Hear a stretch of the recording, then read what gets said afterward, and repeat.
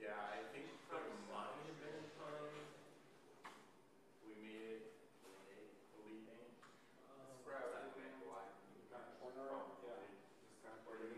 before that, we think guidance from even the card that night. Well, nice to come on, yeah. All right, do you want bars of thumb again, or?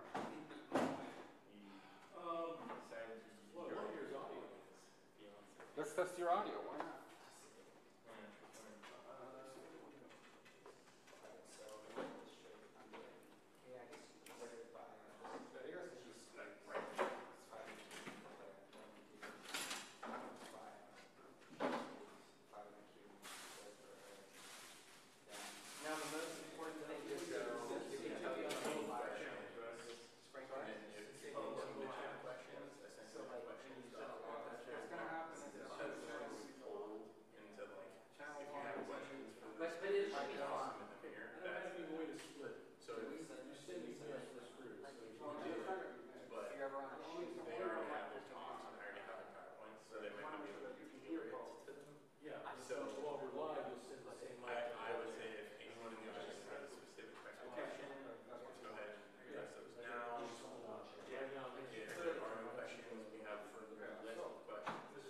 Channel 1 only right now. I'm here in one channel. Yeah, I can put them in both in one, I think.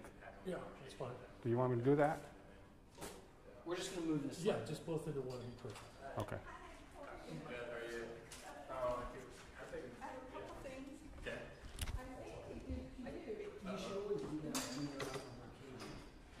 I'm not expecting it to be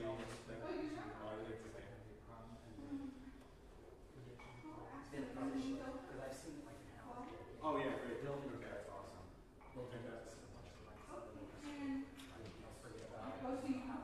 Well, so Dr. Ruhai said he would pick these up. These are for the speakers. Great. Thank you very much. I may not Yeah, it starts at 6, like the event, but the actual program starts at 6:30. I may not be able to split them up Thank you. in the camera. I can only send you what's plugged into channel 1. Okay, Like I cannot split the out of my transmitter into 2. Okay, but make sure you just send one mic. Yeah, this will be the mic that I'm sending. Okay.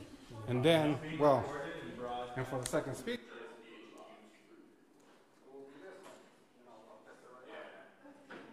The link was sent out. I can send it to you now.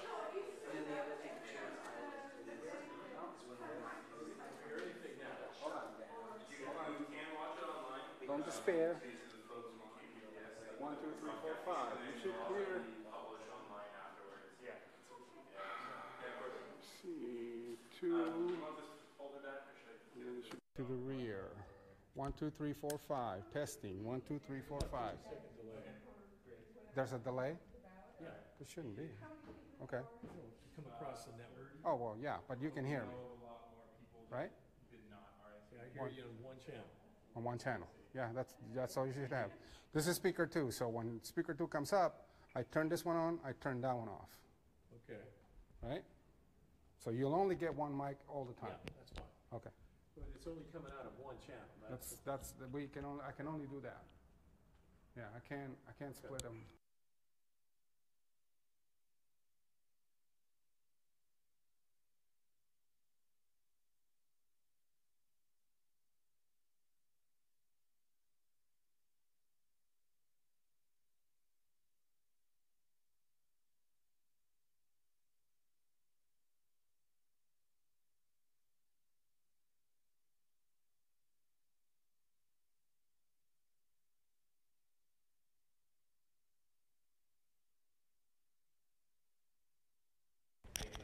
Red?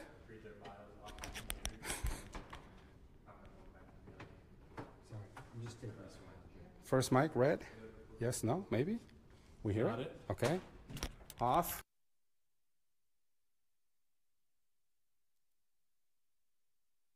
One, two, three. Test, test, test. Second mic, blue. This will be our second speaker mic. Sorry, I Well, now you're not going to be able to hear anything. 'Cause okay.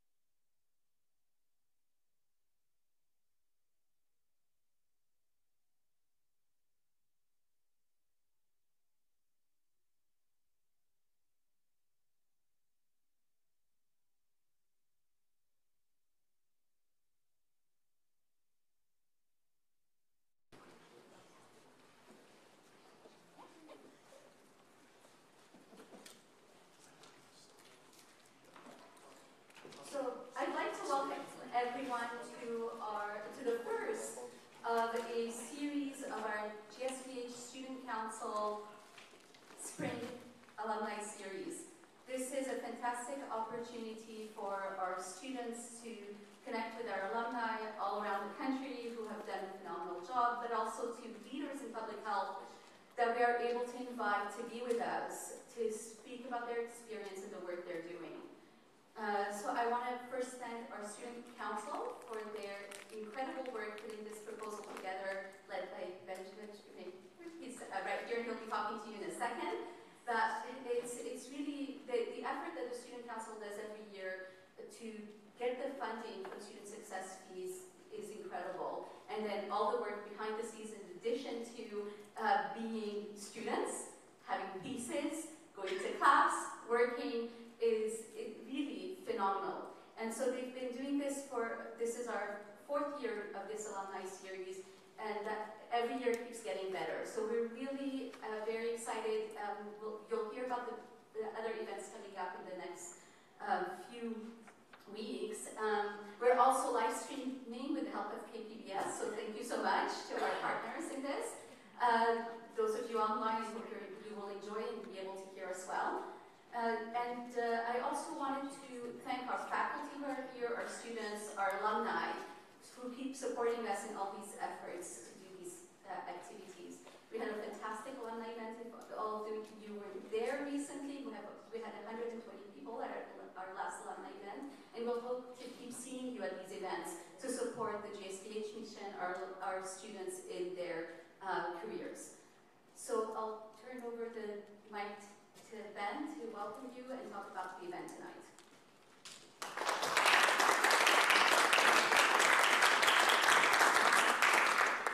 Hi everyone, my name is Ben Schumacher. I'm the current Graduate School of Public Health Student Council President.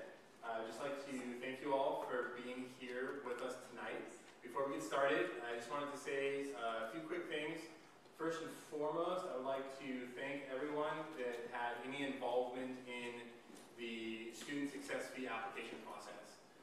The teammates that I have on the council, as Dr. Modnot brought up, they were very diligently working at the application and reviewing and trying for these funds on top of their personal endeavors, their classes, and everything else that's going on. So first and foremost, thank you to everyone on the council. Thank you to the advisors of the council who painstakingly reviewed them and really helped us make the application as strong as it could possibly be, that resulted in the grant money that made these events able.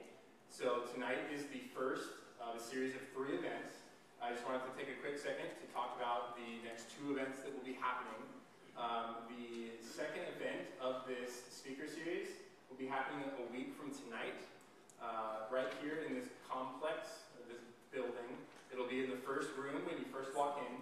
Again, it'll be at 6:30 p.m. is when the doors open, and the program will start at 7 o'clock. And that will be our Future of Public Health panel. This will be a great opportunity for everyone to hear from deans of public health schools from across the country.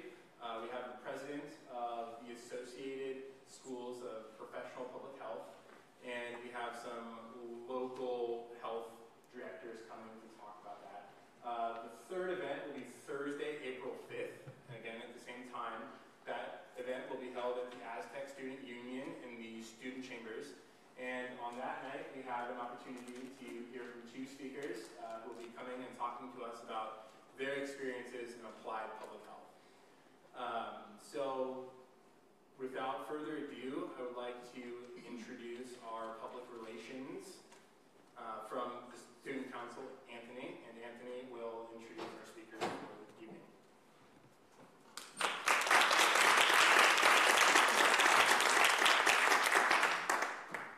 Hi everyone. So we have 2 speakers tonight. Our first speaker is Dr. Claire D. Clark, and she teaches at the University of Kentucky, where she is an assistant professor of behavioral science. She is also secondarily appointed to the Department of History and is associated with the Program for Bioethics. She specializes in the history of medicine and leads educational projects in health humanities and medical behavioral sciences. She was dual trained an historian of medicine, that's her doctorate, and behavioral scientist, that's her MPH, at Emory University, and Battle Over Addiction Treatment in the United States was published by Columbia University Press in 2017.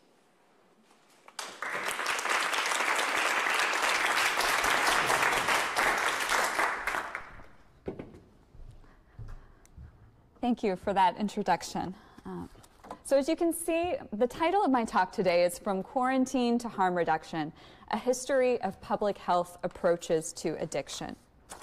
What I'd really like to do tonight is to talk about what we mean when we call for a public health approach to addiction, right? So you see this all the time by activists, by media commentators, occasionally by government officials, and often when they call for a kind of public health approach to addiction, you can kind of intuit that they are offering it as an alternative or a contrast to a criminal justice approach, right?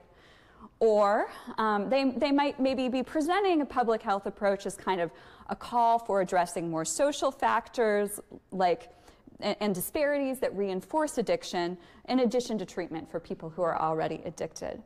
But what I'd like to do tonight is to suggest that we need to be a little bit more specific about this call because, as I'll demonstrate, a public health approach to addiction has meant different things to different people at different times.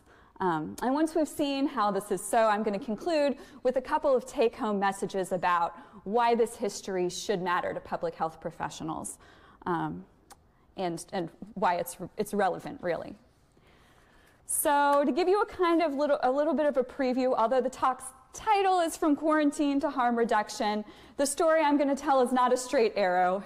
It is not a progressive history of our public health interventions getting better and better and better and wiser and wiser and wiser. It's unfortunately a little bit more complicated than that. For better or for worse, many of these historical approaches to addiction are still with us. So from quarantine to maintenance therapies to prevention education to one of the more recent harm reduction, right? So I'm going to give you an example of a few individuals who called for a public health approach to addiction, just to kind of show you that these calls for a public health approach have a long history. They're nothing new. Michael Botticelli, Carlton Turner, Jerry Jaffe, Harry J. Anslinger. Can anybody tell me what these folks have in common? Anybody? They are all drug czars.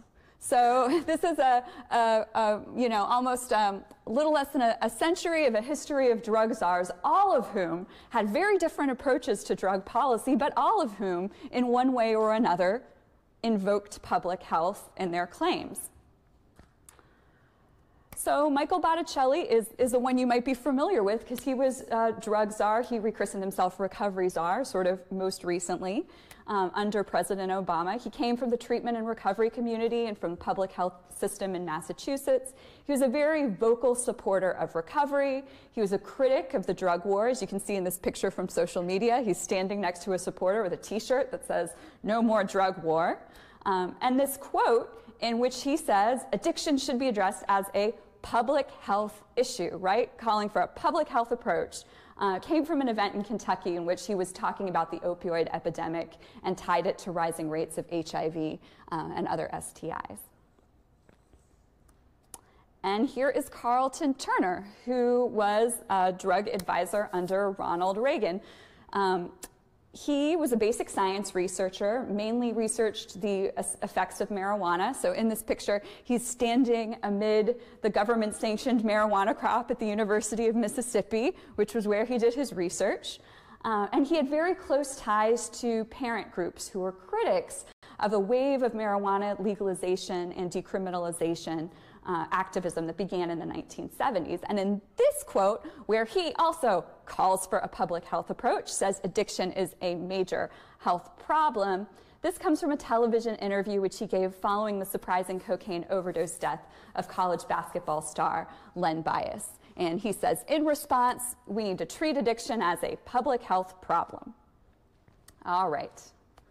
Next, we have Jerry Jaffe. He was a pharmacology researcher and a psychiatrist. He was tapped by Richard Nixon, who you see there at left to coordinate drug policy in response to rising rates of heroin and drug use in the late 1960s. And in this remark, which he gave following the press conference when he was appointed to his position, he promises to coordinate the efforts of 13 separate agencies who are then dealing with what? The public health problem, one of our most serious national health problems, right? Not crime problems, but health problems of addiction.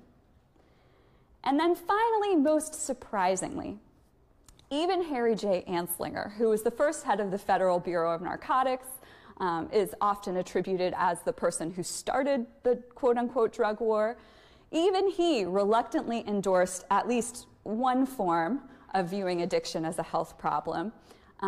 As you see here, he framed addiction as, this is from something that he published in 1951, in which he said, we should class drug addiction as a communicable disease and require compulsory treatment. So drug addiction is a disease. It is not only a problem of moral failing or a criminal justice problem.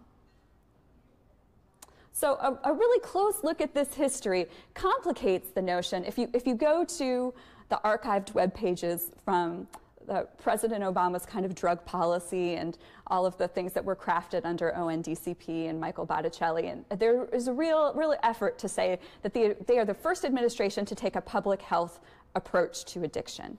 But actually, all the drug czars who preceded Michael Botticelli also claimed that they were taking a public health approach to addiction, that they were operating with the public's health in mind. It's just that they had very different conceptions of what that public health approach meant.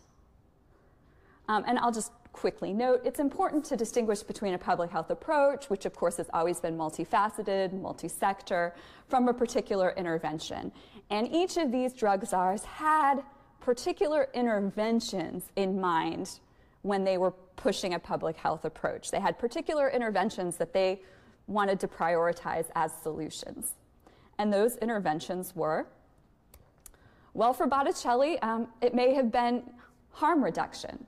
So he wasn't the first advisor to claim to be taking a public health approach, but he was the first to really embrace harm reduction as a viable public health intervention. And for folks who don't know what harm reduction is, the International Harm Reduction Coalition essentially defines it as policies, programs, practices that aim to reduce the harms associated with the use of psychoactive drugs in people who are unable or willing to stop. And the defining features are focused on prevention of harm rather than on the prevention of drug use itself. So common sort of strategies that are used with a harm reduction approach might be syringe or needle exchange. Previous presidential administrations under George H.W. Bush and Bill Clinton had sort of suppressed the evidence of needle exchange in bringing down rates of infectious disease. But in light of rising rates of heroin use in the midst of this current opioid epidemic, needle exchange begins to gain more acceptance as a kind of mainstream public health intervention. And this is a really groundbreaking type of public health strategy that Botticelli helped support. Carlton Turner, when he was talking about public health strategy, he really meant prevention, education. He believed that the drug problem could be addressed by interdiction, so you stop the supply of drugs, and then by education to reduce the demand for drugs. He was pretty skeptical about endorsing or supporting treatment as a demand-side method, and instead he really viewed public health's job to be primary prevention in the form of public-private anti-drug educational campaigns for youth. That was what he had in mind when he invoked public health. And Jerry Jaffe. One reason why Jaffe was tapped by Nixon was that in Illinois, he had created one of the first multimodal heroin addiction treatment programs that combined methadone, which was a maintenance drug, with other types of therapy that were maybe more residential, focused on personal reformation or right living. And during this period of the late 1960s and early 1970s, where there is a heroin epidemic, methadone was really widely viewed as the public health response to that crisis, largely because it was delivered by medical professionals, and it could also be scaled up on a population level relatively rapidly, unlike long-term residential treatment.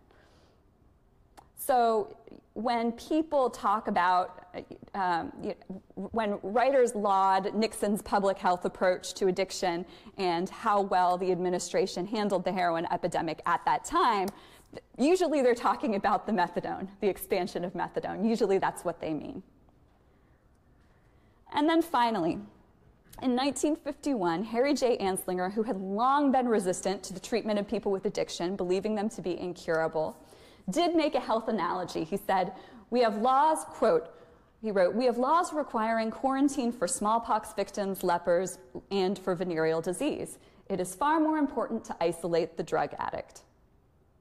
Of course, the purpose of this strategy wasn't necessarily to heal the affected people that you were isolating, but rather it was an attempt to preserve the health of the public, the body populace. But that was a health justification. It was addiction is a disease, you know, like leprosy, and we need to quarantine people who are suffering from it so that it does not infect the rest of society.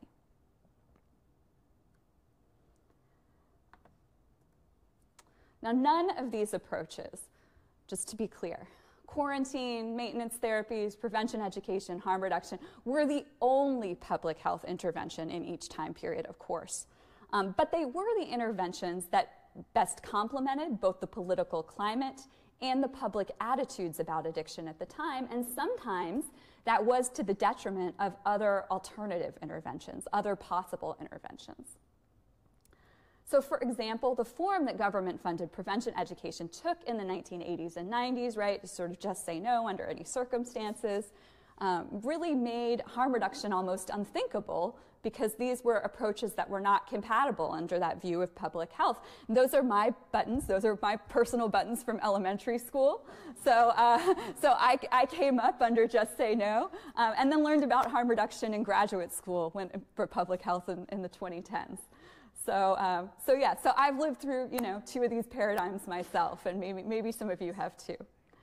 Another example would be that the community-based therapies like methadone clinics that emerged in the late 60s and early 70s were actually a reaction against the Anslinger-era quarantine. So this image here is a depiction of the quote-unquote Lexington narcotic farm. So during Anslinger's reign from the 1930s until roughly the 1960s, there were two designated federal facilities run by the Public Health Service for treating addiction, and they were in Lexington, Kentucky, and Fort Worth, Texas, and that's where people struggling with addiction were isolated and treated. They were originally presented as a kind of enlightened New Deal for the drug addict, and you can see here there's the federal narcotics farm, and the sun is shining public enlightenment all around it, and there's a long line of victims of drug addiction lining up to come into it. But unfortunately, what happened was that this system practically guaranteed relapse because people would go back to the communities where they came from with all of their triggers and almost invariably relapsed. So the community-based therapies like methadone clinics of the 1960s and 70s were a reaction against the perceived failure of isolation and quarantine. So those two things, you know, those weren't going to go together necessarily either in those two different periods. So as we can see from these four examples, Anslinger, Jaffe, Turner, and Botticelli, general calls for public health to guide drug policy can gloss over quite substantial differences between particular types of health interventions.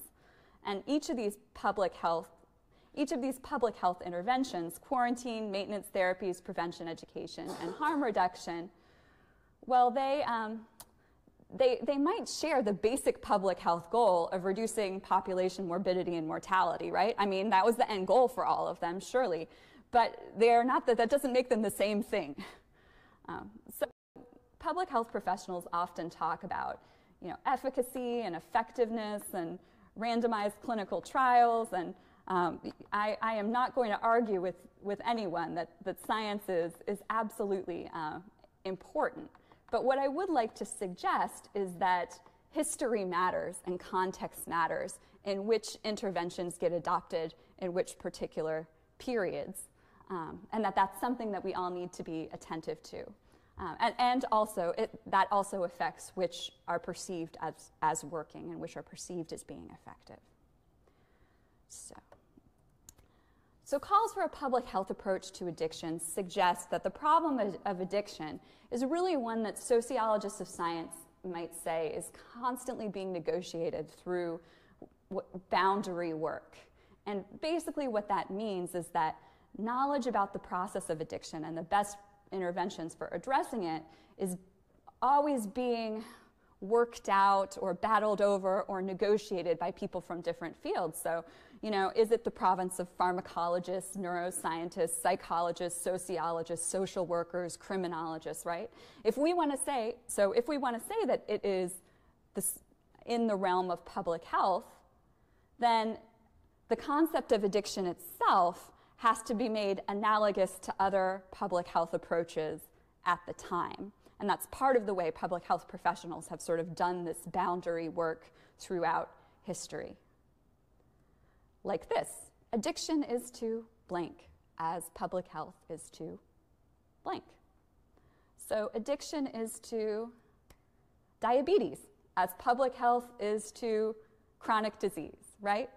So it would make sense in the late 20th century that addiction would be framed as a chronic disease like diabetes, which was a growing public health problem, whereas in the early 20th century, it would be likened to an infectious disease, which was then largely public health concern. So each of those public health interventions I mentioned really reflected the purview of the field of public health at those different moments. And that is why, in order to understand the history of public health approaches to addiction, you have to understand a little bit about the history of public health in general. So I'm going to take you through a couple of periods which come from historian of public health Virginia Barrage. And I'll show how each of these periods, paradigms for understanding public health, then related to the way in which public health positioned itself as a field that could deal with addiction. So the first of these, the emergence of public health, as many of you may know, was very closely tied to sanitation. So clean water, pasteurized milk. This approach really reached the apex in the progressive era. If anyone has read Upton Sinclair's The Jungle, and you know about exposés of the meat packing industry, and you know a little bit about where regulation like the Pure Food and Drug Act came from, that is sort of the culmination of this period in the history of public health. This image here from the magazine Puck from the 1880s, you can see the diner inspecting everything that crosses his table. So he's got his food under a microscope, he's got a magnifying glass next to his bread, he's testing his milk, right? And these were the things that public health progressives were very interested in from the 1800s into the 1900s, early 1900s. Now, you have some scientific developments, so miasma, if anyone's familiar with that, kind of gives way to germ theory, and miasma was the idea that disease is kind of in the air and, contained in unhealthy environments. And then germ theory obviously identifies that particular pathogens carry particular diseases. But what both of these paradigms shared in common was the premise that disease is communicable and uncleanliness is the cause.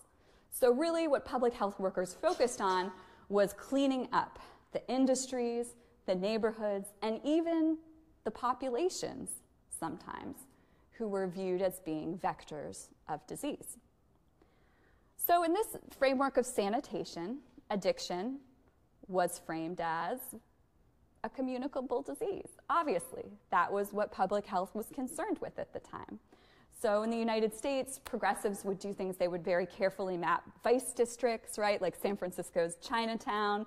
You would note the places where the opium parlors were, note the dens for prostitution, and those would all be noted along with areas that might pose a threat to health due to infrastructure issues like dirt floors or poor sewage or something. But these vices and these health issues were inextricably linked. And in some ways, quarantine is a kind of logical extension of this paradigm, because you isolate people who could potentially be vectors of disease, but another potential intervention is that if addiction is viewed as kind of stemming from immigrant communities, then anti-immigration policies as well were part of the public health approach. So things like deportation could be rationalized in terms of the good of the public health. Okay, so the next period is the rise of lifestyle and medicalization. So the 20th century brings about many technological developments in medicine, vaccinations, wonder drug, pharmaceuticals, and in this period, public health shifts from being mainly focused on environmental and social issues to being more of a kind of handmaiden to medicine and focus on extending access to life-saving medical care. At the same time, in the developed world, rates from infectious disease, right, are declining, and then rates from chronic disease are rising.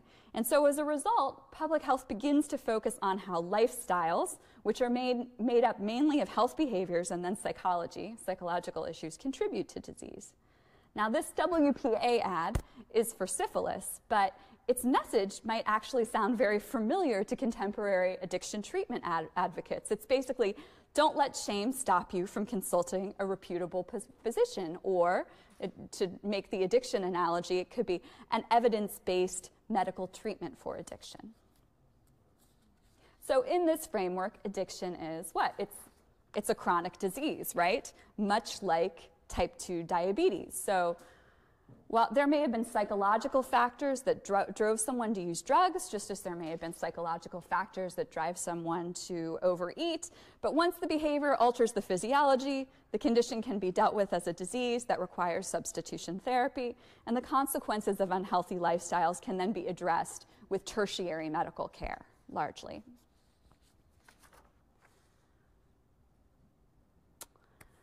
Finally, in the 1970s and 80s, sort of following on the psychological research from the previous era, public health starts to emphasize altering health behaviors through advertising techniques and through public-private partnerships. So this ad, published by Health and Human Services in the early 1990s, you can see the array of consumer goods that are framed as cool or in. So that is either a donut or a bagel, I'm not sure, but a football, a glove, like a Madonna-type glove, and of course, so cool or in, not necessarily healthy, although this is implied, but those are placed in context to the lone commodity that is out, cigarettes, right?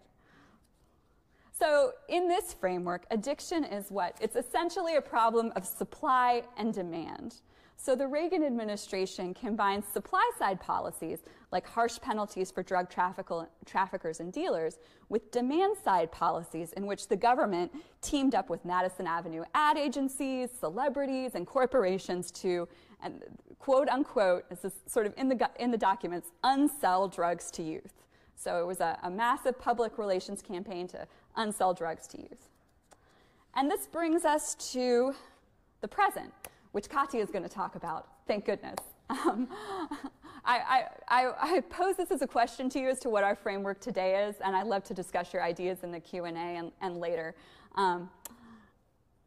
Because I think that it's whatever the my point here is that whatever the dominant paradigm for public health is today, and I think it's still being contested, I think it's still up for debate, past public health approaches and analogies are still with us. So with apologies to William Faulkner, to kind of butcher him here for a minute, past eras aren't over, they aren't even past. These old addiction analogies still crop up in our current drug policy debates, and in fact, many of the interventions that are associated with them continue to compete and do battle for public attention and support.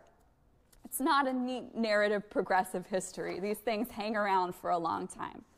And I'll show you some examples of how each of these old discourses appears in our contemporary debates. So this is in the speech in which then candidate Trump announced his candidacy to run for president of the United States. And he said, when Mexico sends its people, they're not sending their best. They're sending people that have lots of problems. They're bringing those problems with them. They're bringing drugs. They're bringing crime. So this is the language of contagion being used to frame the drug problem. And then later, after Trump becomes president, being used to justify certain anti-immigrant policies, much as happened in the progressive era. At the same time, almost, so this is from just a couple of weeks ago, we have the language framing addiction as a chronic disease that requires lifelong maintenance medication. So in an article in the New York Times, senior officials at Health and Human Services and the FDA endorsed a kind of Jaffe-like approach to the latest opiate epidemic that would combine maintenance therapies, tailored treatments that help address some of the underlying causes of addiction. And here, HHS Secretary Alex Alazar vows to increase access to medication-assisted treatment. And he goes on to say, he says, it's nigh impossible to turn the tide on this epidemic without doing so. And then he goes on to say that he has a goal to, quote, correct a misconception that patients must achieve total abstinence in order for medication-assisted treatment to be effective. So this idea of addiction as a chronic disease, right, that requires lifelong medication and medical supervision also lives on. And here we have the advertising approach that addresses a market demand for cigarettes. So some of you may have seen some of these ads that are tips from a former smoker from the Centers for Disease Control and Prevention. This was inaugurated under then CDC Director Tom Frieden about 5 years ago and uses scare tactics to unsell cigarettes. So in this quote from Frieden, he says, ads that pull back the curtain and show what we as doctors see day in and day out with disability and disfigurement motivate smokers to quit much more than saying, you're going to die, motivates people to quit. So it is a problem of supply and demand that can be addressed through savvy marketing or prevention strategies. And then finally harm reduction. And perhaps the biggest historical surprise, harm reduction has continued on in this current political era and has not experienced the kind of major setbacks that one might have expected. It's continued to gain traction largely because local and state governments have made a lot of progress with implementation. And this here is Philadelphia's Health Commissioner, Thomas Farley, who has pushed for actually safe injection sites in addition to needle exchanges. And he says there are many people who are hesitant to go into treatment despite their addiction, and we don't want them to die. That's the harm reduction philosophy in a sort of nutshell. And even some Republican elected officials who were previously quite opposed to harm reduction have become more receptive in light of this recent opioid epidemic, which I know Katya is going to talk a little bit more about. So to conclude with just a couple of take-home messages, and then I'm happy to take questions. As we've seen, the past 100 years of public health approaches are, well, apparently many of them are still on the table, right? So unlike medicine, which often searches for kind of magic bullets or wonder cures to solve really tertiary medical problems, the answer to a lot of public health dilemmas is more likely to involve the right match between a particular intervention and its particular historical or cultural context. So public health solutions are also more likely to be multifaceted. So to give an example that is not from the world of drugs, if you want to address a flu epidemic, you need some behavioral interventions like hand washing or closing schools down or public places down so that the epidemic doesn't spread, in addition to interventions like vaccines.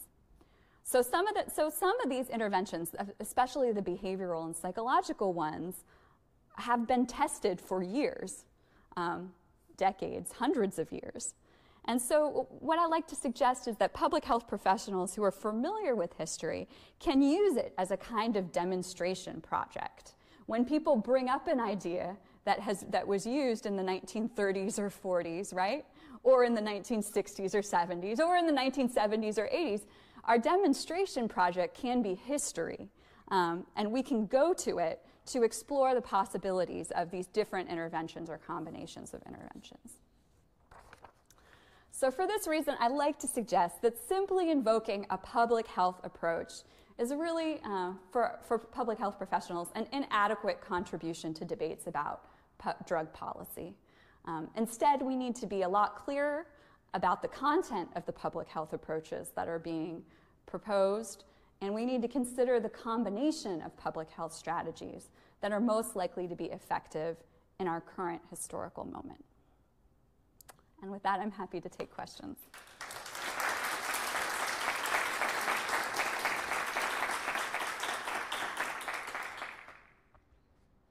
On the previous slide, can you go back? Okay, so you said a public health approach is not the answer to the addiction problem. In quotes. I mean, invoking those words, the public health approach is not. A public health, yeah, that is what that means. So, yeah. So I think,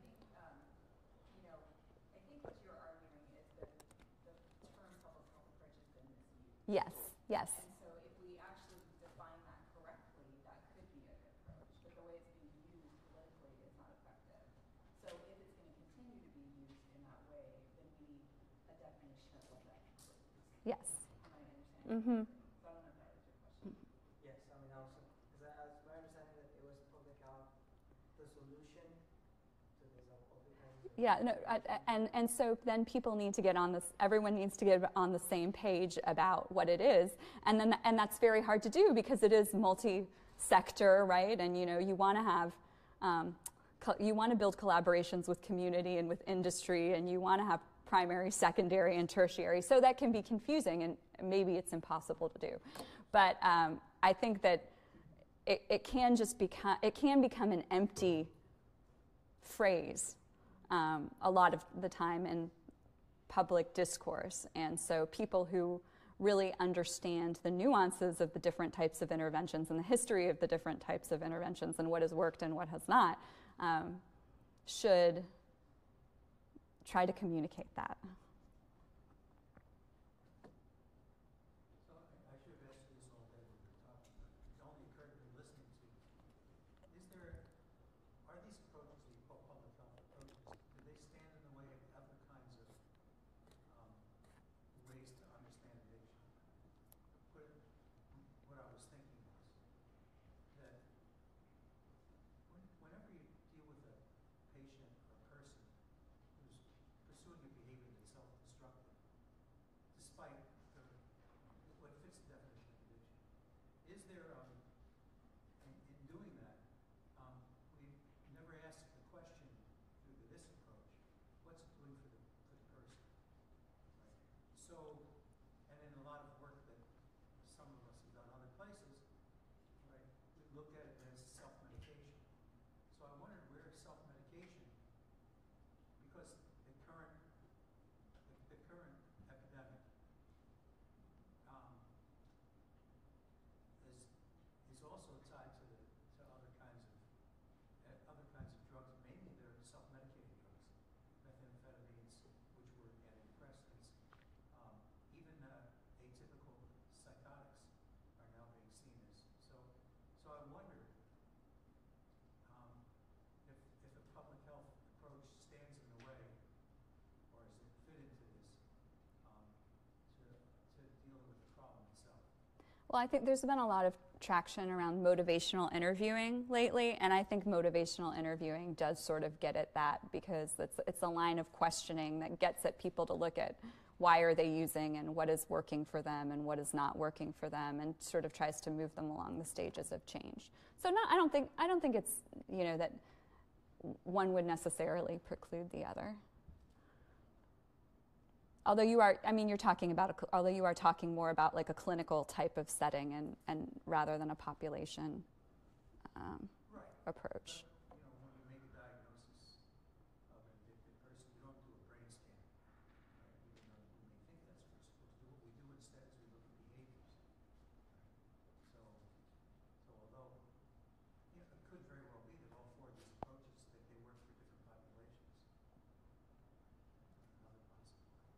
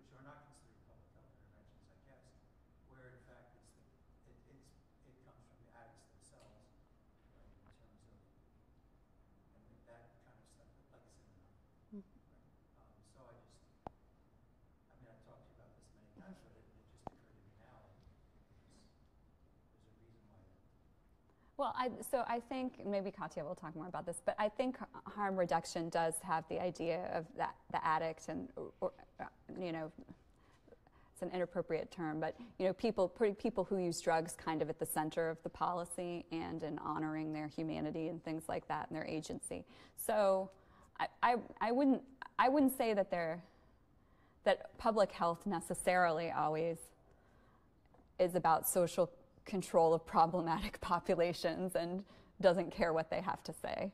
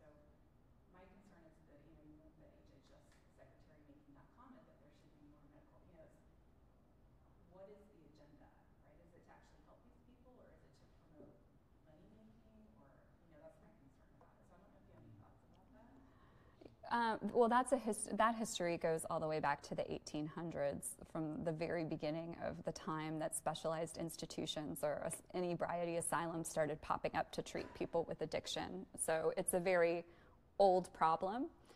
In terms of the science, I think it comes down to this question of boundary work and actually what is recovery. And what are the outcomes that we consider to be permissible, right? So, you know, is what treatment's supposed to do, like, fundamentally reform your moral character? Is it just supposed to stop people from recidivism, you know, committing crimes and going back to jail? Is it like harm reduction, just a reduction of associated medical problems? So, you know, people involved in addiction treatment have different ideas of what the outcome is supposed to be, and then that affects the treatment methods that they use. And profiteering has always been a problem since the inception of the field, largely because mainstream medicine has not wanted to own addiction.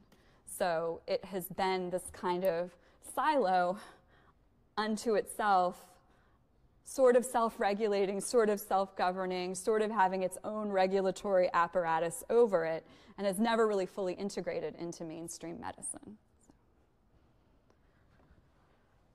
So we will have an opportunity at the end to bring up both speakers at the same time and have more of a discussion on questions that both Dr. Clark and Dr. Katya might be able to speak to. So at this time, if there are no pressing questions that are specific to the presentation that we just heard, I would like to bring Tony up to transition to the second speaker.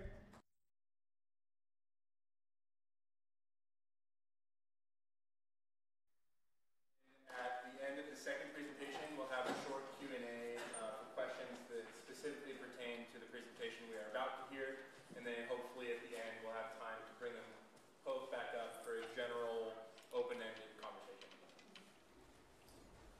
Hi guys, I'm going to switch these slideshows really quick before we hear from our second speaker. Give me 1 second.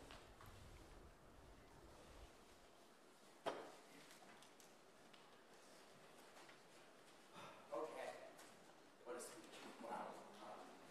Our second speaker is Dr. Katya Howlett. And a little bit of background on her. She joined the Division of Extramural Research at the National Institute of Drug Abuse at the National Institutes of Health in 2015 as the Senior Scientific Program Manager. Prior to joining the DER, she served as the Project Director at NIDA's Blending Initiative and the SAMHSA National Campaigns Contracts. Prior to that, she served as the Deputy Director of the Underage Drinking Prevention Education Initiatives Contract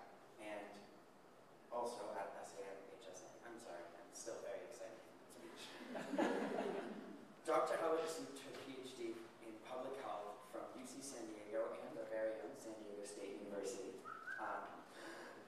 Her Master of Public Policy from Pepperdine and Masters of Business Administration from Johns Hopkins. Her doctoral training in public health focused on health behavior and the prevention of risky behaviors, including primary prevention of fetal alcohol spectrum disorders and other consequences of alcohol misuse. She has expertise in the fields of mental health, public health and safety, health policy, and health communication, and substance abuse and addiction. She is widely published in the fields of mental illness and substance use disorders on topics as varied as adolescent substance abuse, technology-based health interventions, mood and anxiety disorders, and health-related quality of life.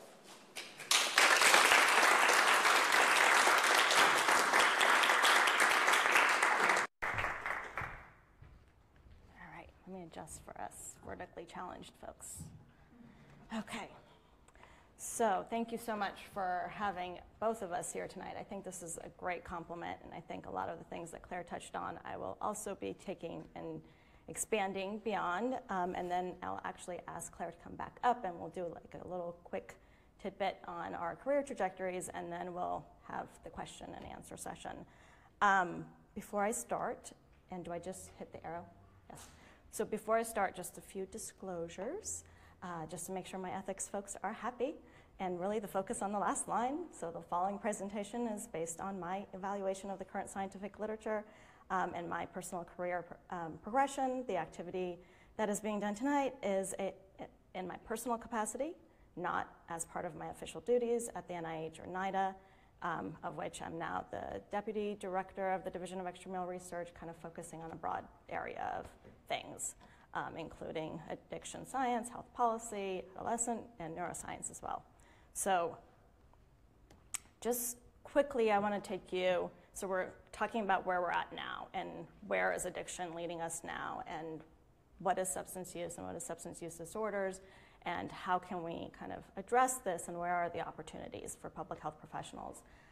So I just want to touch on few little bits of prevalence, what we're dealing with, how big the problem is, what the costs are, before we go into where the opportunities are.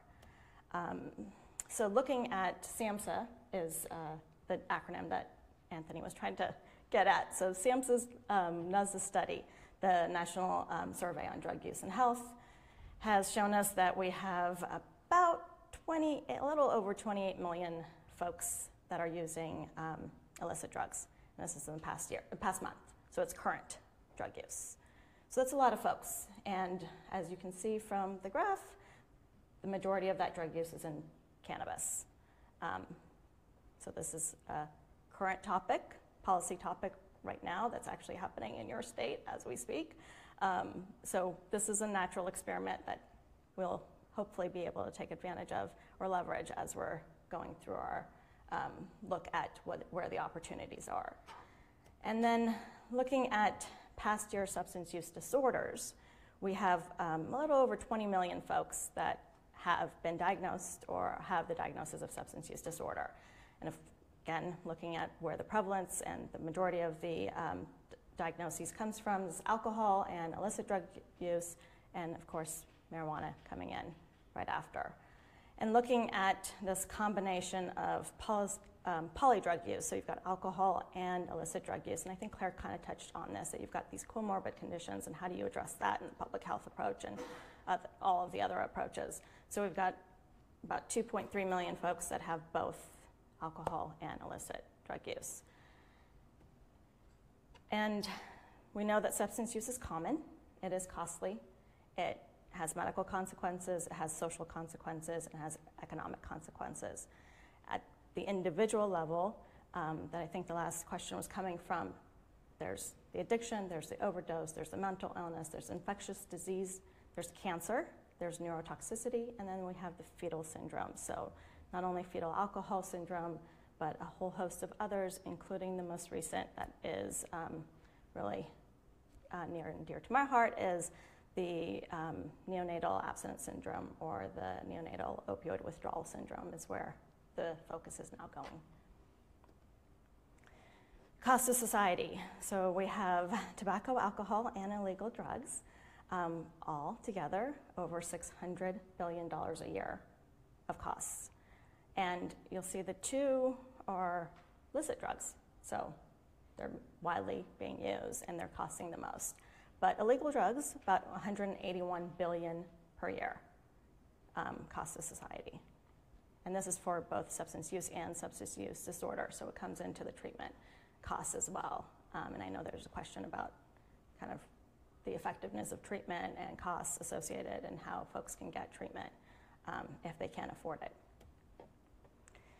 So going back a little bit on Dr. McClellan's iceberg, this has become this famous iceberg that I think all of us like to use at one point in our careers. We talked about rehab and treatment facilities and specialty treatment. We have approximately 2.3 million folks in specialty treatment. And if you look at this iceberg, you'll see that you've got from very rare use to very frequent use. And that little red triangle at the top is where we try to focus a lot of our efforts, because that's who really needs the help in terms of medication treatment, and those are the folks that are actually being impacted on the individual level and we're not able to reach. So we have substance use diagnosis of 23 million, only 2.3 million are in specialty treatment. That specialty treatment meaning treatment that is actually geared towards their addiction and substance abuse. So a little look at the science of addiction, and I come from Neuroscience Institute, but public health background, so looking at the science, so I'm going to briefly gloss over the neurocircuitry and the neuroscience.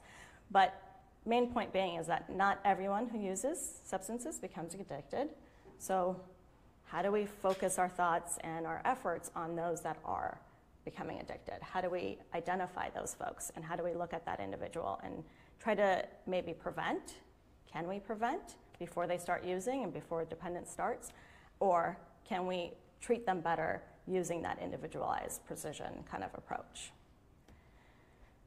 So addiction involves multiple factors. We know that. We know that biology is involved. We know that genetics is involved. We know that neuroscience is involved. We know that the environment that the person is in is definitely a factor driving their use and dependence. We know that the substance of use is a big factor, so that not all substances are equally addictive or at risk of addiction. So then we've got the brain mechanisms, and we've got age, which is a critical factor, right? So the time that you start using, the onset of use has a big factor in terms of, are you going to become addicted, and how at risk you are of becoming addicted. So we have this multiple factors kind of leading into this addiction. We've got various different approaches and treatment interventions, and how do we get past that? How do we make sure that the multiple factors are being addressed at all levels? And we have this comprehensive approach to treatment. So biology, just kind of, this is one example of where we've seen genetics involved in addiction with the vulnerability to dependence with nicotine. We've shown that there's gene clusters. This has been shown in science, and it goes with other substances of abuse as well. We've shown that there is, with cannabis use, there's offspring of users have been shown to also have certain deficits as they grow into adulthood. So there is genetic factors that are in play that not only make that person vulnerable for addiction and dependence, but also in terms of how do we treat these folks? What, is there something that we could treat one individual with the genetic vulnerability better than the other individual that may not have that genetic? So kind of that chronic disease approach of addiction that Claire was alluding to in one of the eras. The environment, so we know the people, places, and things matter. We know that the individual at the genes matters, but then we know that the laws, the policies, the neighborhood, the access to treatment, the peers that they're hanging out with, and their just off kind of biology in general makes a difference. We know that the substance makes a difference, so I touched on this, that not all substances aren't equally addictive. We know that tobacco is highly addictive. We know that about 9% of users become dependent. As illicit drug users become dependent, about 1 in 6 whom start in adolescence become addicted, and about 25 to 50% of daily use. So how much you use, when you use, what you're using, where you're using, and what kind of treatment you're getting all factor into this. And you'll see on the other ends, and this is an old study by Dr. Anthony, but it still pertains, and he has not done another, except they've looked at relative risk, and I'll touch on that in a little bit. And then we've got the brain mechanisms, and I'm not going to go into a lot of detail here because there's a lot going on, but just to touch on that there is this kind of motivation pathway, and that addiction affects the reward system and the neurocircuitry, and there's Dr. Koob has touched on the 3 addictive pathways, and so that's the depiction here, and you can read his research. He's much better at telling this story than I am. I haven't yet kind of embraced into the neuroscience literature as deeply as I would like to. But we know that the brain is definitely involved. We know that there's this fine balance between the connections that normally exist between the areas of the brain. So we've got the reward system, we've got the motivation system, we've got learning and memory, we've got executive function and inhibitory control. And we know that addiction severely disrupts this balance. So as this balance is shifted, that individual is vulnerable to addiction and kind of becoming dependent and possibly kind of going into this overdose crisis that we're seeing now. So focusing on the brain is definitely something that should be thought of as we move into this public health approach. I think that neuroscience is going to be a leading factor as we learn more about how substances impact the brain and how we can actually possibly treat different individuals. And we'll touch on some of the research that's going on currently on brain function and brain development to help us answer some of these questions. So we know that age, as the brain matures, there's lots of changes that are happening from childhood to adulthood, and that the use, depending on when they're using, could lead to, if they become addicted or not, that the use diagnosis peaks at the adolescent age, and that's usually when folks are experimenting. So there's all this development happening with the brain, they're experimenting with the various substances, there's polysubstance use, they're with their peers, a lot of social cues, social environment, so all of those are impacting kind of their risk for addiction. And then the relative risk of dependence. So this is a little bit more recent research from Dr. Anthony's group, that adolescent onset users are more likely to experience clinical features within 24 months as compared to adults. So if you just look at cannabis, they're about 3 times more likely of risk of dependence. So use at adolescents versus use as adults, 3 times more likely of dependence. So we know that all of this is happening in addiction. We know that there's brain function that's being impacted. We know that there is possible involvement of the genes. There's something going on with the environment. How do we address the environmental cues? We know that age is a factor. We can't really touch on that. We can't intervene on that. That just happens. So we've got to keep that in mind as a variant. So what do we know about addiction treatment and what works and what doesn't work and what currently keeps us up at night other than our 3-year-old who is going through the sleep regression at the moment. And these are my kids and the 3-year-old with the ice cream. Maybe the ice cream's not a good idea for sleep. You know, kind of right, you know, little things. So we know that prevention does work. We know that there has been this historical prevention focus, prevention education, and I'll touch on my early career after the doctorate on prevention education. We know that reducing the risk factors and increasing the protective factors work. This is a shown approach, especially in the adolescent population. You have adolescents that have that close-knit family kind of parental involvement, this parental supervision, parental disapproval of use, and you have peer disapproval of use that impacts their potential experimentation and use. So we know that it does work. Does it work alone? No. We have a lot of adolescents that are using drugs currently, so it's not the only approach. These are a few examples of prevention education initiatives that have been working. So underage drinking, and we can't tie it all to the underage drinking campaigns, even though I'd like to take a little part of it since it was my early career stuff. But we do know that in underage drinking, we have made an impact. There's reduced underage alcohol use.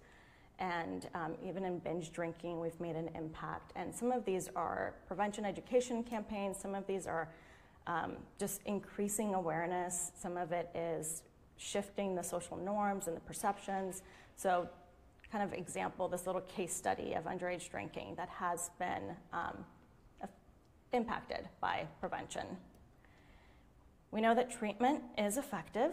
We know that treatment must be multi-pronged because there are different parts of the brain and different parts of the individual, and this is just kind of focused on the brain. And I think one of the guests was looking for some brain scans, so leave it to Dr. Volkov to make sure we have some brain scans here. And this is just a sample of a meth user looking at just prolonged abstinence and their kind of reversal of what the transporters had kind of shifted away from during the meth use. We know that medication-assisted treatment does work. We know that it can work in multiple settings and in different approaches. We know that it has worked in the emergency departments, specifically with buprenorphine and the opioid epidemic right now. Gail D'Onofrio has been instrumental in making this a priority for the emergency docs. And that is one area that the research is really progressing in terms of emergency medicine and trying to address the opioid epidemic. But we know that buprenorphine on its own is not enough. We know that if you give the person the buprenorphine, you get them kind of started on. If you just send them back out into the community, that chance of relapse and overdose and actual successful overdose is exponentially increased. So we do know that this was a study looking at buprenorphine in the ED, and the folks that were on the bup were 78% increased addiction treatment engagement.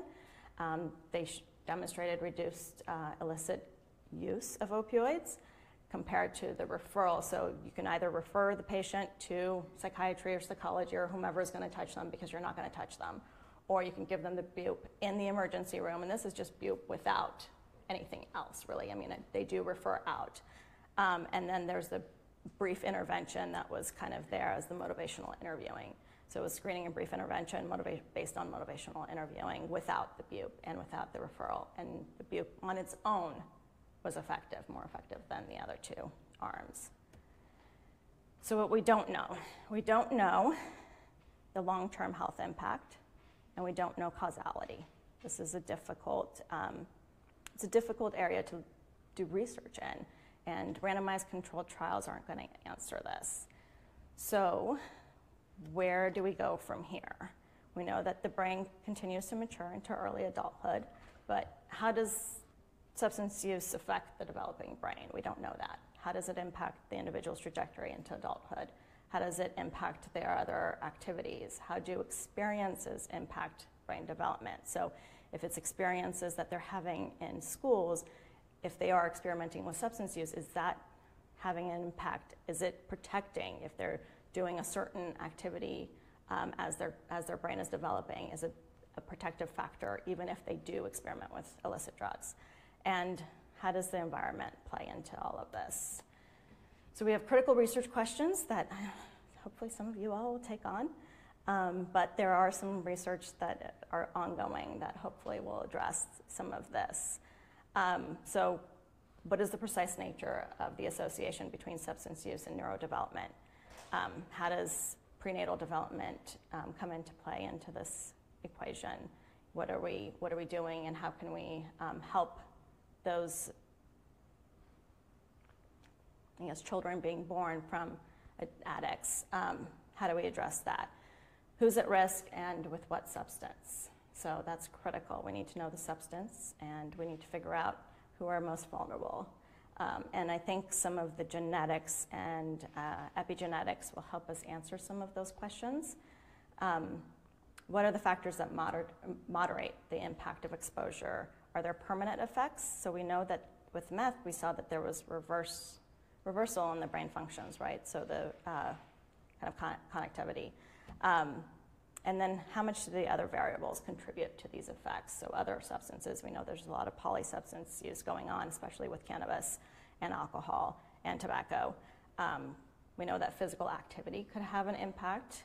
The screen time, all of our children these days are on multiple screens all day long. So how is that affecting their development, and how is that affecting their use? Is it that because they're using screens so much that they're so isolated that they're not in the peer situations that would then expose them to use? We don't know these questions. And how do genetics, mental wellness, involvement in the arts and the music? So there's a big push on music and the brain currently going on in DC, and the National Endowment of the Arts is partnered with the NIH, and we're kind of looking at this as a potential opportunity to see how arts help protect possible experimentation with illicit drugs.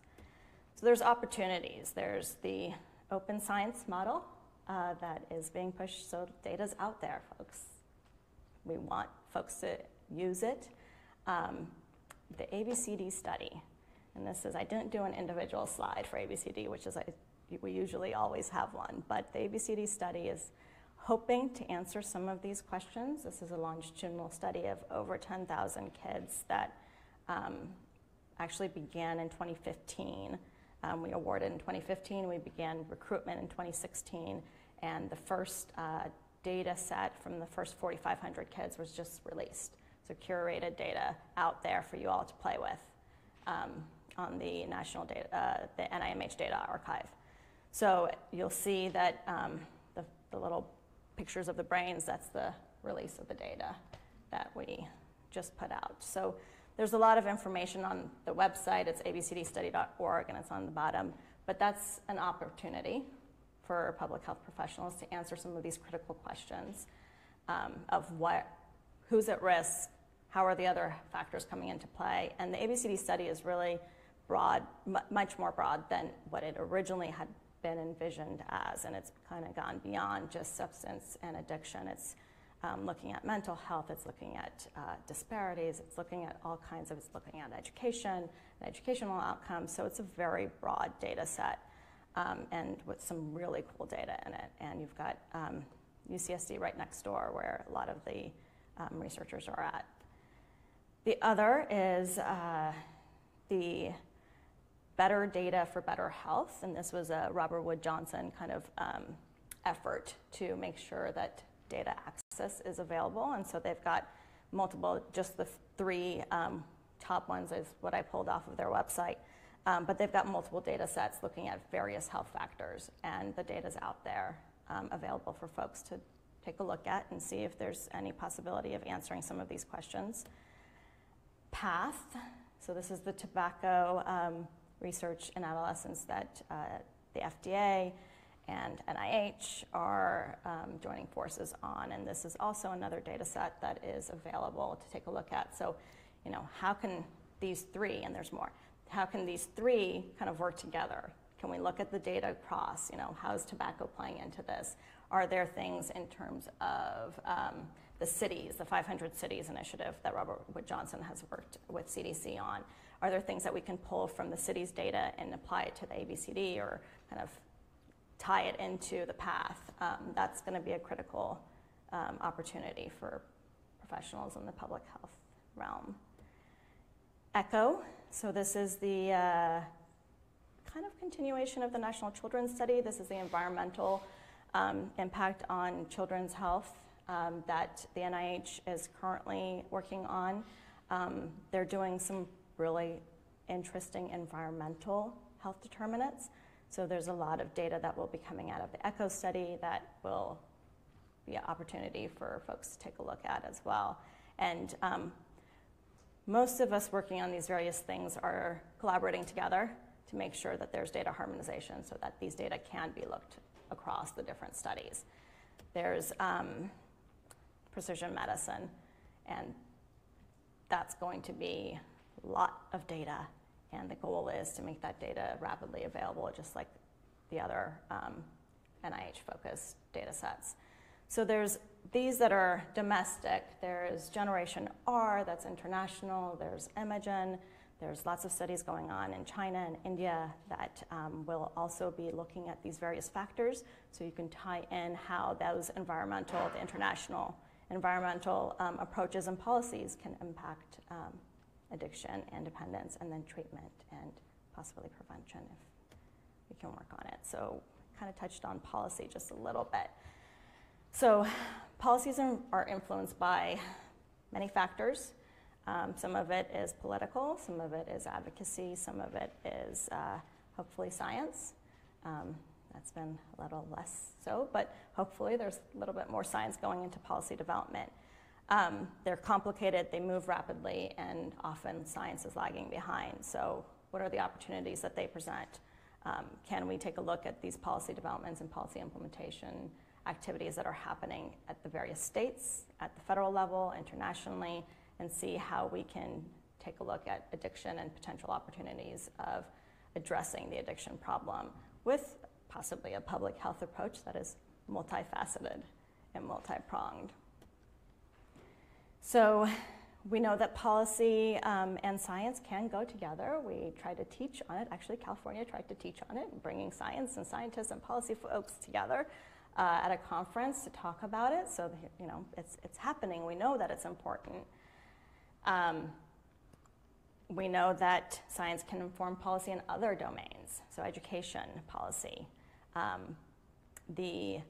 What works I think it's clearinghouse. So the Department of Education, their research arm, I think it's IES, have a whole host of data and resources and evidence so that educators can look at this evidence from the science of education and then make their policies. So I think Common Core has kind of gone around and made most of our, as parents' lives, a living fun time. So not sure if science informed that policy, but hopefully as they're learning more, it will impact how they move it forward. So that's one that I'm personally invested in as I try to learn how to do algebra and multiple arrays and stars. Internationally, they're having science-informed policy. So Australia put vaping bans, and they're waiting for the evidence. So it's possible, we can wait, but often in the US, science is lagging behind the policies, and that's kind of been the case in the opioids and the cannabis policies. So with the opioid crisis that we're currently facing, so I think there's possibly some questions about, was it just the prescribing that is impacting it? No, it's not the prescribing, but it's definitely contributing to it. So we have prescribing increase. This is from 1991 to 2013. And in 1993, California and I think Utah were the states that started the implementation of the intractable pain laws. So this was the guidelines to treat chronic pain. And as you can see, the jump in the prescribing and the jump in the prescribing of opioids has been increasing ever since. So it does definitely have a part in it. But it was policy, it was guidelines that were presented to the physicians. Overdose deaths are increasing. This is just kind of like a hotspot map of 1999 versus 2016.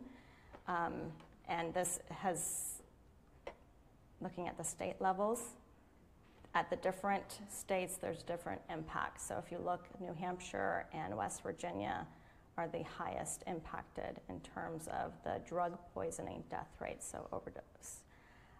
They've increased in almost every state. New Hampshire was probably the hardest hit, so if you look at just 2010 to 2015. But West Virginia is definitely up there in terms of the amount of overdose that's happening. So the opioid epidemic is evolving. It's impacting certain populations, certain age groups. The hardest hit being the 45 to 54, but the greatest increase was in the 55 to 64. So these are our elder populations, right? So you've got chronic pain happening, they're getting their prescriptions, they're having surgeries, they're getting their prescriptions, they're going to the dentist, they're getting their prescriptions, and they're just constantly getting their prescriptions. And so this has become this, and without any education, without any help of, listen, you've got 2 weeks, or start to taper down, maybe not take as much. That was not happening. Only recently have states started having education for the prescribers. And you'll notice while West Virginia does have education, New Hampshire does not. So, most increase in overdose death rates, no education for prescribers. There are medications for opioid use disorder. They are effective. I touched on buprenorphine, and I actually started my career in addiction because of buprenorphine. I was so excited back when the Clinical Trials Network was looking at buprenorphine that there was a drug finally. And almost 19 years later, we still haven't really used it effectively. So they're highly underutilized. They decrease opioid use, they decrease overdose death rates, they decrease justice system issues, they decrease infectious disease transmission, but they're not used. So why? Why aren't these things used? Could policy help? Is this something that policy can inform? Is this science needs to inform? And we've shown that it's effective. I don't think the Clinical Trials Network can do any more buprenorphine trials. It's effective. It's effective in every population. But docs are not prescribing it. They're not using it. So we touched on kind of this mainstream medicine and the resistance of treating our patients. And then we go into cannabis. So we've got yet another issue, which is that's the most commonly used illicit drug in the US. 22 million Americans 12 and older were past month marijuana users. About 4 million Americans met criteria for cannabis use disorder in 2015, and I think it's slightly more now. I think it's 4.1 million from the last data set. And then about 2.6 million Americans use it for the first time. So first time use, 2.6 million in 2016, or 2015, I think. 1.2 million were adolescents. So we talked about brain development and the risk of dependence, risk of addiction, and we've got 1.2 million users in the adolescent population. And we've got lots of laws, lots of policies happening. We've got adult use, we've got medical use on its own, we've got CBD, so cannabidiol, or low THC. All of these policies are going up, and our science is not there to really inform them. We just don't know. We know that it impacts brain development in the adolescents. We know that it can bring on psychosis, but we're just starting to sit at the table with the policymakers and make sure that at least as they're implementing their laws, that they've got these factors in place. So we have 51 medical conditions for which cannabis is approved by a state. We don't have the data to show that these are actually effective, that cannabis is effective for the majority of these, actually. There's the most substantial data is on pain and chronic pain. There's definitely data on nausea associated with cancer, pain associated with HIV, infectious disease, but we don't have it for all of these. We don't have the data for all of these. So how are these being approved at the state level without the science to back it up?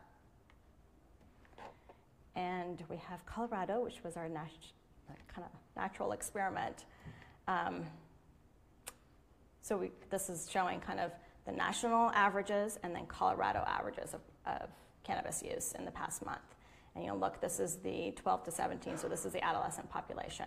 And while there wasn't a huge, there was actually a decrease from 2013-14 to 2014-2015, they're still at above the national average. So you've got a state where the laws, the recreational laws are in, and they're above the national average in the adolescent population. They're above the national average and increasing in the college age. And then they're significantly increasing in the young adult and older. So a lot of use happening in the young adult and older, the 26 and older. And this is not just Colorado data is showing that, national data is showing that as well. But this is looking at a state with recreational policies. So it'll be interesting to take a look and see, as the states have been working together to look at lessons learned, how are their shifts from what the Colorado policies were and protections were to what California has just recently implemented, and taking a look at that data and seeing, has there been an improvement, especially in the 26 and older. That's kind of alarming of the increase in use, and especially in first use. So there's opportunities in policy research. We have different models. There's a look at advertising, involvement in big business, pricing, taxes, economic impact, public health impact, looking at polysubstance use, looking at cannabis and alcohol and tobacco and opioids altogether, or combination of. Routes of administration, especially in the cannabis. So you've got edibles, you've got vaping, you've got smoking, you've got tinctures and extracts and all kinds of things at those retail stores that I never knew existed. And you've got potency issues, you've got safety issues and education outcomes, and you've got costs. So alcohol generates about $15 billion in tax revenue per year, but the cost to society about $235 billion. So no matter how much we're taxing, we're still in the red. So this is one of the recent reports from a work group that got together to try to figure out where are the research gaps and make recommendations to the NIH and NIDA for policy research. There's opportunities in there in terms of research questions that need to be answered just on the cannabis issues. So we kind of need to figure out this interplay between the evolving policies, the substance use, and how science can inform policy and make it a joint effort between the scientists, the researchers, the policymakers. Opioids is one area. Can we use policy to address some of the opioid epidemic issues? Cannabis is definitely another area, and we've got various natural experiments going on in different states. And nicotine is another area. We've got e-cigs that are coming into play. And how are these devices affecting public health? And we've got secondhand smoke, thirdhand smoke that happens with vaping and e-cigs as well, not just with combustible. So taking a look at that, and also with cannabis as well, so secondhand, thirdhand. There's a lot of opportunity both on the policy research side, on the public health side. There's a lot of data that folks can mine and look at to kind of look at these different questions and see if there's ways of addressing some of them, because there is a gap, and the public health approach on its own is not going to be effective. We do need a multifaceted, and we do need partnership. We need collaboration. We need researchers working with policymakers. We need pharma working with all of us. And that's a hope that the federal government has been kind of looking at in terms of moving things forward. There has been acceptance of a harm reduction approach. We are trying to look at not just abstinence as the only outcome. So outcomes are critical, and a lot of the treatment facilities report that they have 100%, they're 100% effective. They don't have outcomes data, so how can they report they have 100% efficacy, right? So there's a lot of gaps. We can't address the treatment outcomes question because there's no consistency in treatment either. So those are a few of the little things that I think there's opportunities at. And then I'll ask Claire to come up because we're going to talk about just a little story on our career trajectories. And so this is the traditional pathway of careers in research. You know, you can go and become a research scientist and do your postdoc and pre-doc and all of the Ks and the Fs and everything else. And that's an incredible system, absolutely. Incredible opportunities there, and make sure that you're working with your program officer to see how your research can fit into the different focus areas and priority areas. But there's also non-traditional paths into public health. I'm definitely a non-traditional path into public health, and Claire's kind of ended up in academia, but non-traditional as well. So we thought we'd just touch on our career trajectories and give you a little glimpse into what there is possibly out there. Do you want to talk about yours? Yeah, so sure. So I'm actually, I'm teaching a college of medicine, and I'm an academic medical educator primarily, although I've got appointments in various different disciplines. And a lot of people who come into medical education come from sort of varied roots. And so I studied behavioral science as part of my public health education, but I wound up in a department of behavioral science in a college of medicine.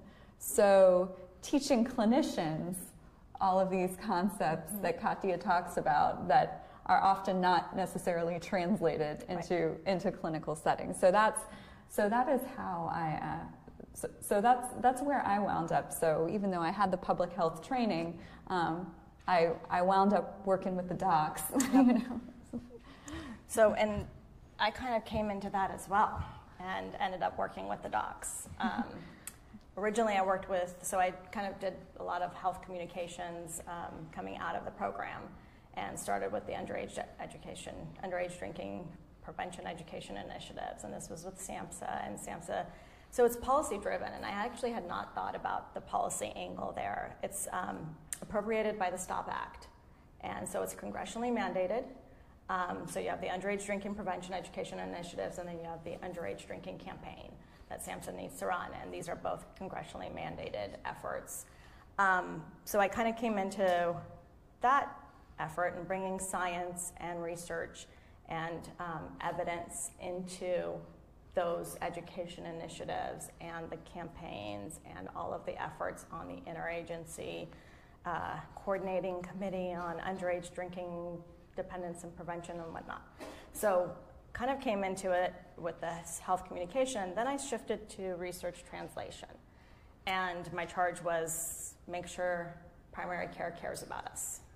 And so I went out and I was educating the docs, educating family medicine, adolescent medicine, internal medicine, emergency medicine, and trying to get them to recognize addiction as one of their problems that they were going to see in their setting. So whatever it was, whether it was the family medicine, you were going to see it. You're going to see that parent with the kid that has addiction, and you're going to have to address it.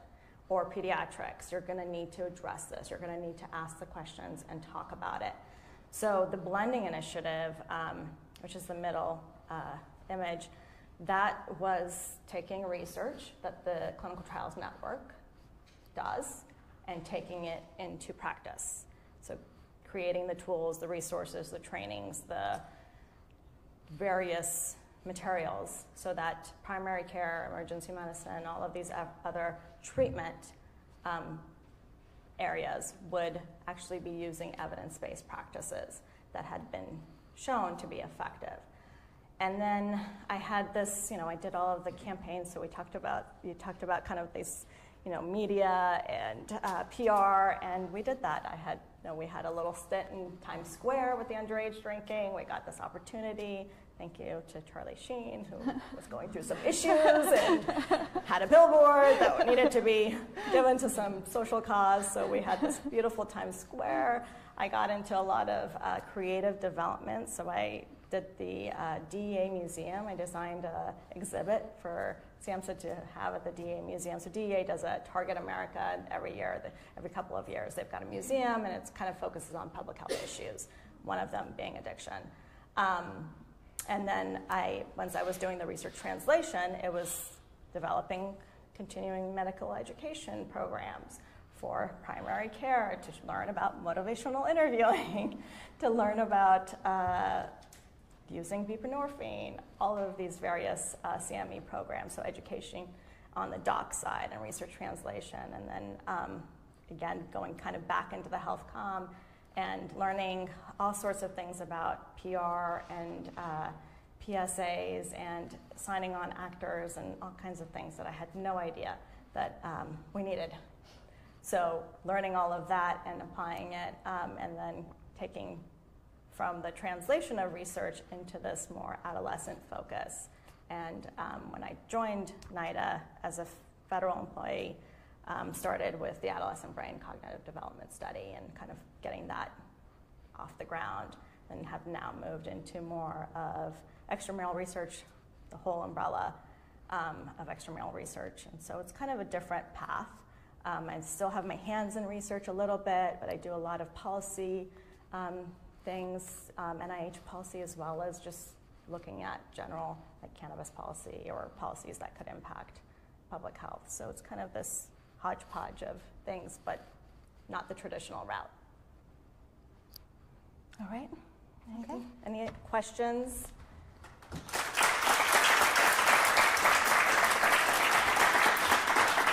So should I leave so there can be some questions just for you, and then I'll come back? Okay. Come back up. You can ask both of us questions, and I can, if you have individual questions for me, I'm happy to answer as well.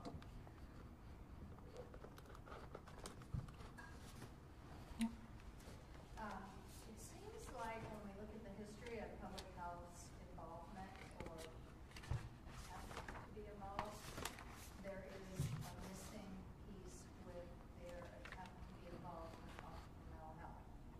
I personally believe that, my personal belief from various reasons is, you don't just become an addict. It just doesn't happen that way. There's an underlying mental health cause, and also the other factors in your life.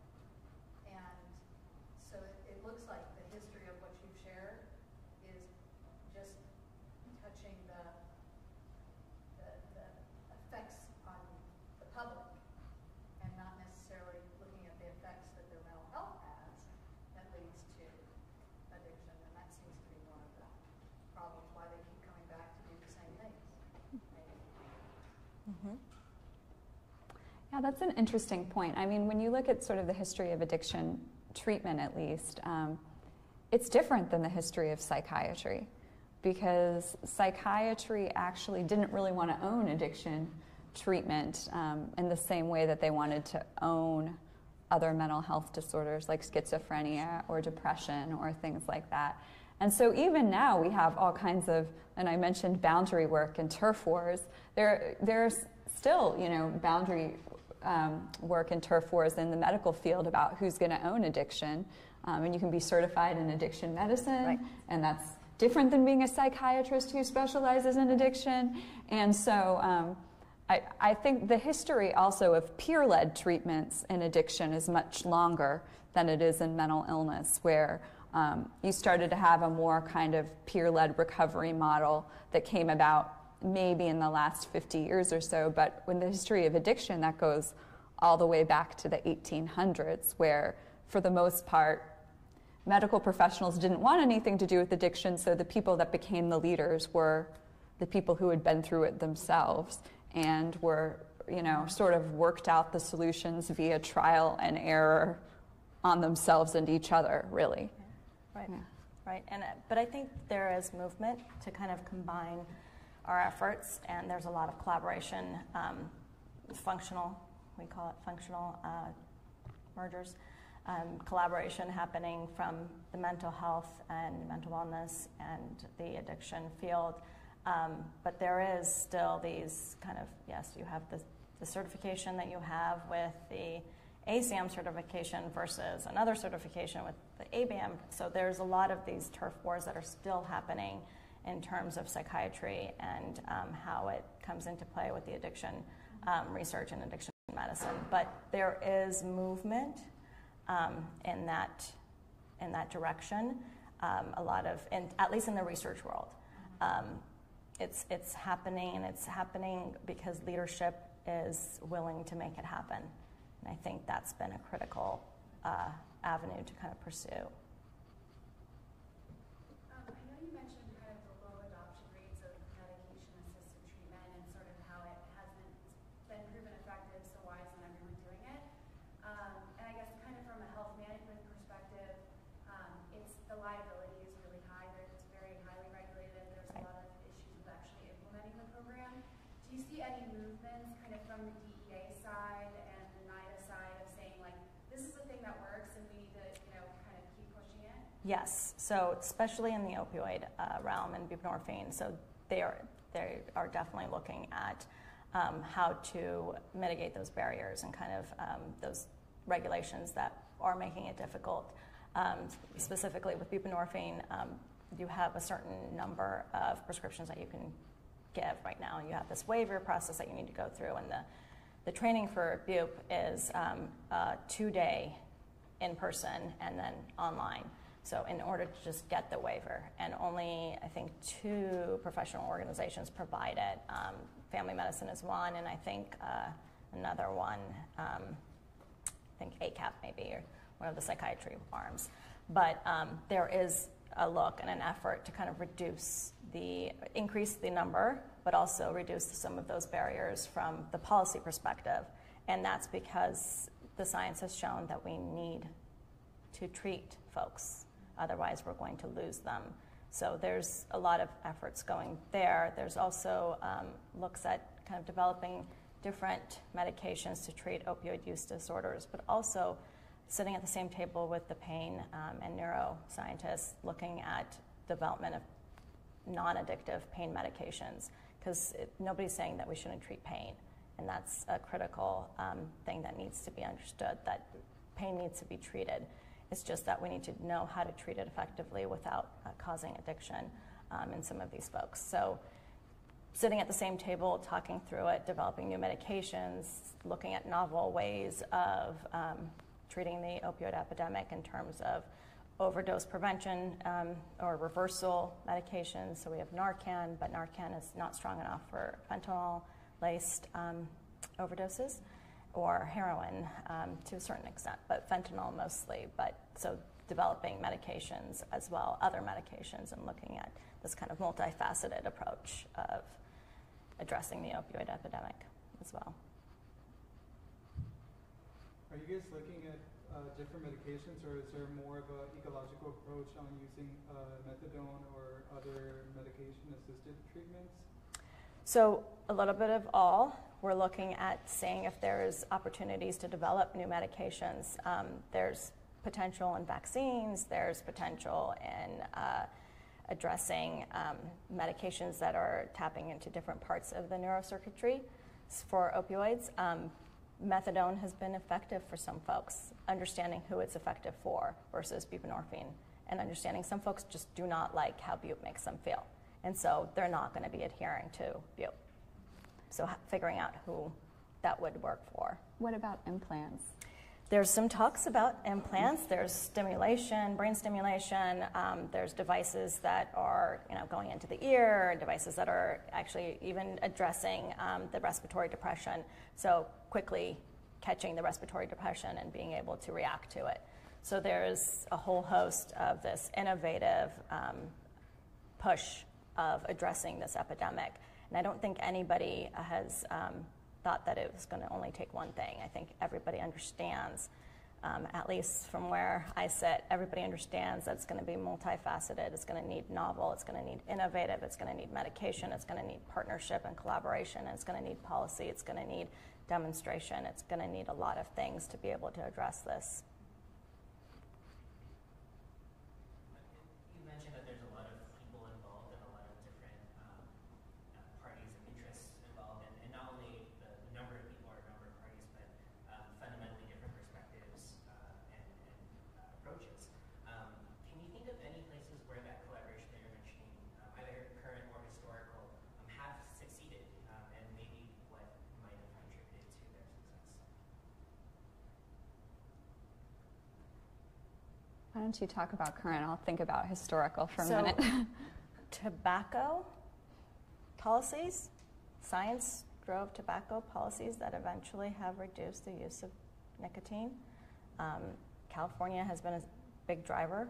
That's one area that is a great example of being able to do this collaboratively with different perspectives. You know, not everybody sitting at the table agrees, but they're willing to work together, and I think that's been one of the most influential in terms of this collaborative approach, because you had industry, not the same as we have as opioids, kind of, sort of, but not really the same, but you had industry there as well, and so you had political agendas, you had profits kind of driving, but you had policies that were implemented because of the science. That's also a really great example of using history to inform current policy, because a lot of the, the roadmap for taking on big sugar, right, or big food from the public health world has come from kind of the game plan of what was done with tobacco, and those strategies have continued to be effective. Right. So we're hoping that tobacco policy can help inform marijuana policy as it's going forward, because I think there's definitely lessons learned that could be helpful. So this is a very live question, I think. The marijuana legalization in California, and now that a lot of businesses, boosted to make products or something, So my colleague said he went to that, kind of some conference, industry conference, business conference, and there are a lot of young folks, running the business are very hip, and cool, kind of. It's very different from the tobacco. Tobacco Right. is sort of like a big corporation. They use those Right. products, And the young people, they know that they're very well educated, like a cigarette back in the back, But this marijuana stuff that, what is the standpoint right now that, in terms of the understanding of cultural stuff? So the science, that's where science is lagging in terms of really being able to answer some of the similar questions that we were able to answer with tobacco. And actually one of the driving forces of the ABCD study was because of these laws that were going up for marijuana, and we just didn't know how it's impacting adolescent brain development, that how's it causing the neurocircuitry, what is it doing to the connectivity, what's happening in there. So the science is lagging in marijuana policy, and that's unfortunate. But it is a hip, almost luxury, very, somebody referred to a San Francisco retail shop as a spa. So it's become this kind of very interesting perspective. And then when you've got young folks that are entrepreneurs and really into kind of this business model of development, they're going to take advantage of that. And you've got quite a bit in Northern California doing cannabis wine. So, cannabis-infused wine. And some of those are entertainers that have used cannabis for different issues that they've had that are, kind of selling it. But the science is not there. We just don't know.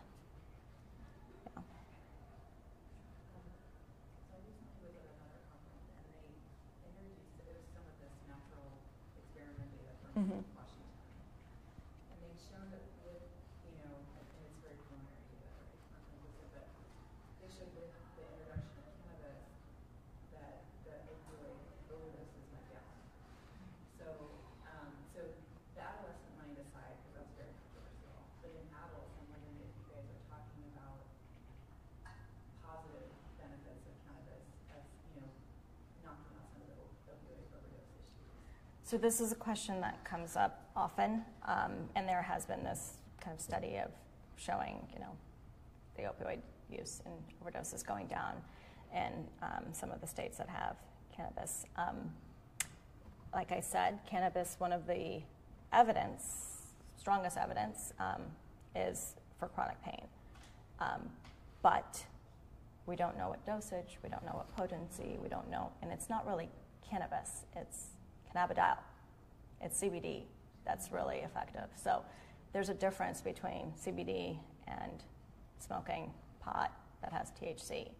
It's not the THC that's helping the pain, it's the CBD. So taking a look at that research a little bit further is definitely needed. Even the meta-analysis that the National Academies put out, I think last year, the studies there, they were small. The effect sizes were small, so it's still not enough evidence to kind of really substantially say that for chronic pain, there is evidence to use cannabis, and really going down and looking at the cannabidiol and the other derivatives of cannabis, that cannabinoids, that would be the most effective. But it's not the THC that's helping anybody in terms of pain or the medical kind of uses. But that is something that activists have been using as kind of a marketing strategy. Is I've heard as marijuana as a gateway out, instead of gateway into harder drug use, a gateway. Right. Yeah. Right. So. Yeah. So it's advocacy is driving policy. This is a little bit more for Dr. Clark, but I'd love to hear your perspective as well. You talked about the perspectives of the different drug czars in America and how they shaped different policy with their different perspectives, but they were all public health oriented in different ways. Obviously, a lot of us are curious about legalization, but the opioid epidemic is theoretically an epidemic of legal drug addiction. What role do you think legalization of drugs plays in the treatment of addiction, if any?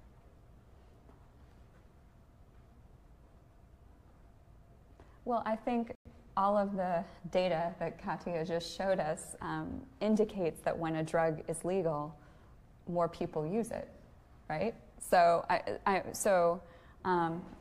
won't get into a debate about whether a drug policy has to have a supply side or can only be a demand side, but I think that we have over a century of evidence that when something is legal, more people will use it, and there will be relatively more health-related harms that come from it. And I think that's what alcohol and tobacco have shown us is, the costs, even with the costs, more people are using it, it's costing us more. So as you legalize, in terms of, you were asking about opioids and legalization, or was that something? So yes, it's a legal drug,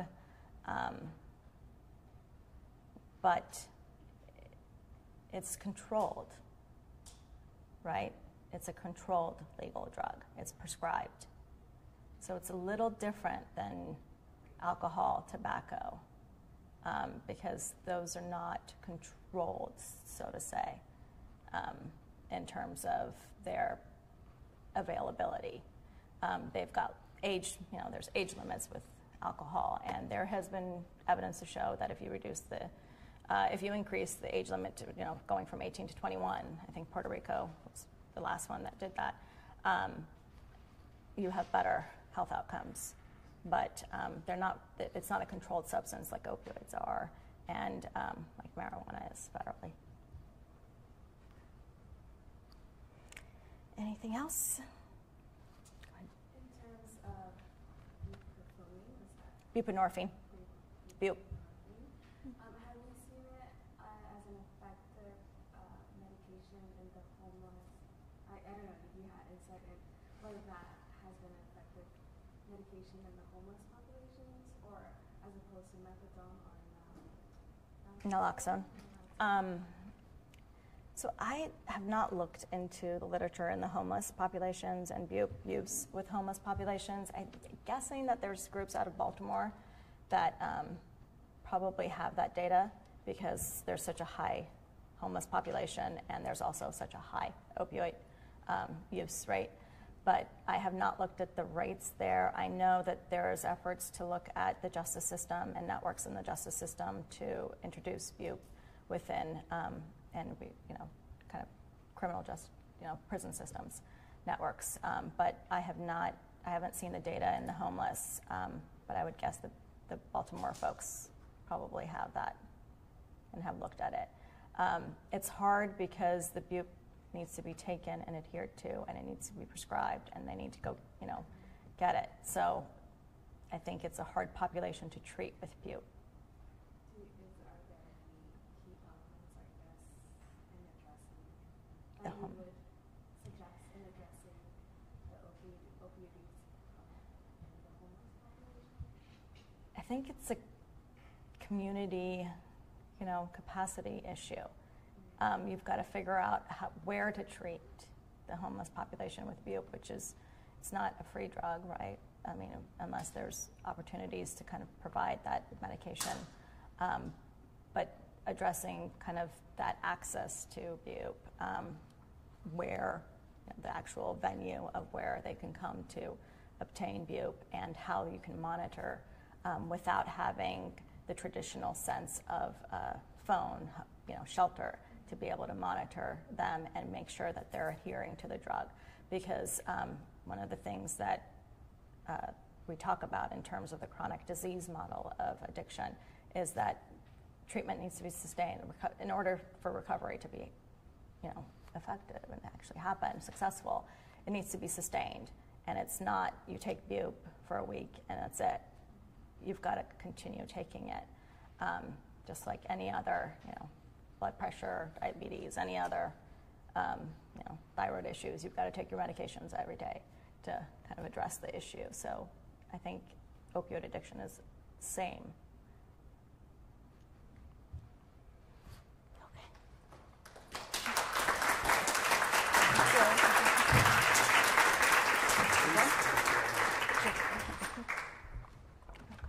So thank you so much. My name is Eric Walsh-Buhai. I'm Associate Professor in the Graduate School of Public Health and Advisor for the GSPH Student Council. As a small token of our appreciation and to facilitate substance use in a different way, each speaker gets a nice coffee mug or tea if you don't drink coffee. And it says Graduate School of Public Health, given that we have a graduate of the Graduate School of Public Health. And for you to remember us in California. Thank you so much. Let's give them both a round of applause.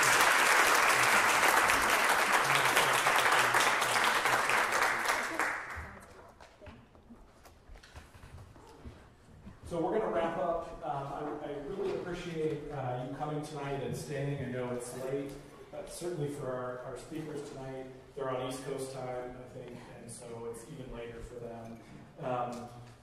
I want to say a quick word about sort of our learning culture. This student success fee that has funded this particular event is a fantastic mechanism, and the GSPH Student Council has really embraced this learning culture.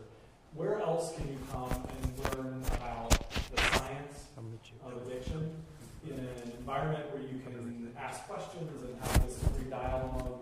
And I think it's really unparalleled here at San Diego State University. So I want to just note a thanks to the university and certainly to the Student Council for embracing that learning culture. As a plug, it was mentioned earlier, Benjamin mentioned that our next one, the Future of Public Health panel, will be on March 20th. Write it down, put it in your calendar. It's going to be fantastic. The president and CEO of the Association of Schools and Programs of Public Health will be there.